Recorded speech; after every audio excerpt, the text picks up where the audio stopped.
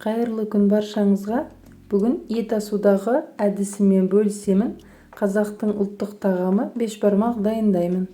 Видеоны соңына дейін көріңіз.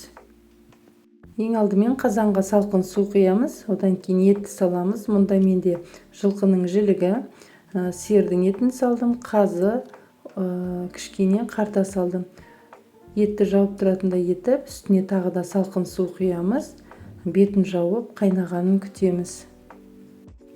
Міне кішкене қайнай бастады. Барлық көбігін тазартып алып тастаймыз. Одан кейін мұнда менде кадрда түспей қалған екен. Қазыны 3-4 жерінен тесіп қоямыз, яғни жарылып кетпеу үшін тіс шұқығышпен тесіп алдым. Баяу отта, міндетті түрде баяу отта осылай қайнатамыз. 1,5 сағат өтті. Осылай баяу отта қайнап жатқанына енді мен сәбізді салып аламын. Одан ары қарай баяу отта қайната береміз. Енді қамырын дайындап аламыз. Оның ортасын осылай ашып, бір жұмыртқамызды саламыз. Одан кейін бөлме температурасындағы суға тұз салып, қатты қамыр илейміз. Суды аз-аздан құйып отырып, міндетті түрде қатты қамыр илеуіміз керек. Суды бірден көп құймаңыздар, себебі қамыр жұмсақ болып қалады.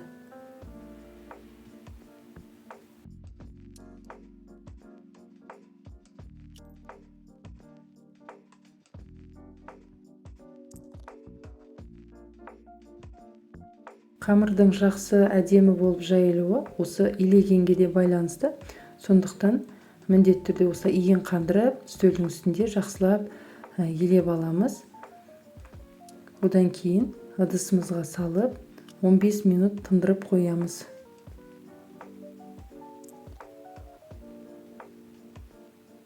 Он 15 минуттан соң тағы да алып жақсылап илейміз. Беті осындай қамырдың тегіс болғанша илеп, тағы да 15-20 минутқа қалдырамыз.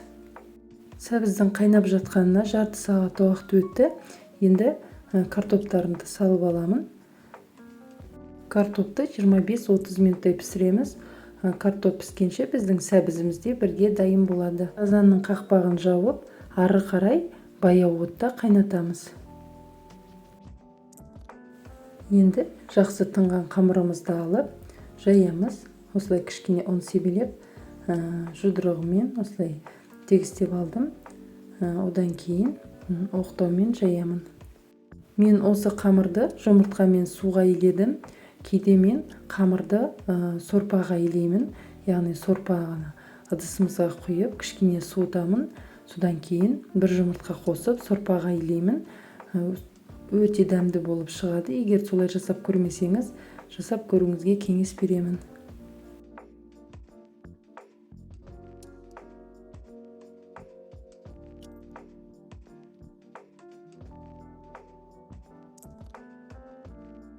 Қамырды қатты жұқада, қатты қалыңда етіп жаймаймын.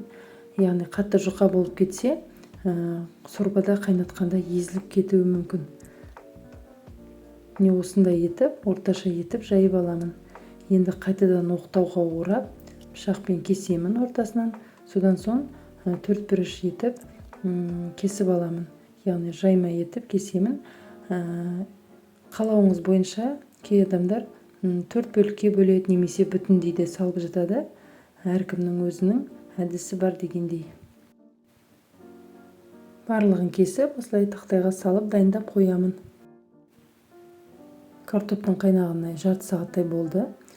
Етіміз де пісті барлығы. 2,5 сағат қайнады менде. Картоп пен сәбізді осылай алып аламын. Етті де барлығын түсіріп аламыз. Одан кейін шетін сорпаны, яғни қамырымызды салмай тұрып, сүзгіден өткізіп, құйып алдым. Тұздықты да дайындап аламын. Жіңішке етіп пиязды турап, оның үстіне сорпаны құйып, 1 минуттай ғана қайнатамын. Пияз езіліп кетпеуі керек. Одан кейін сорпаның үстіне қайнап тұрған ыстық су құйып, осы кезде дәміне қарай тұзын салып, бетін жауып, қайнатамыз. Одан кейін кесіп дайындап қойған қамырды саламыз. Осылай араластыра отырып, қатты отта дайын болғанша 3-4 минуттай пісіреміз.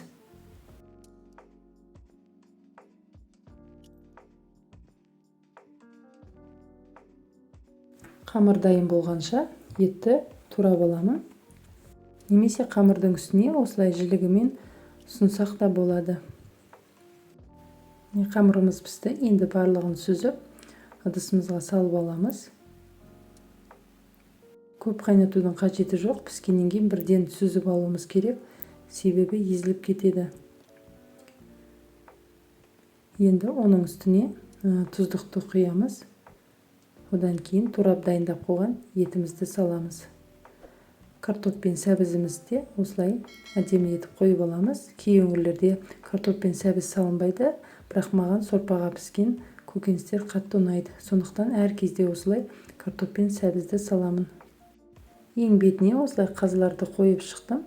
Осымен біздің өте дәмді бешбармағымыз дайын.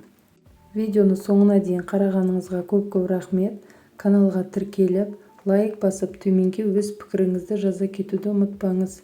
Сіздермен болған ұл мекен, астарыңыз дәмді болсын. Хош, сау болыңыз.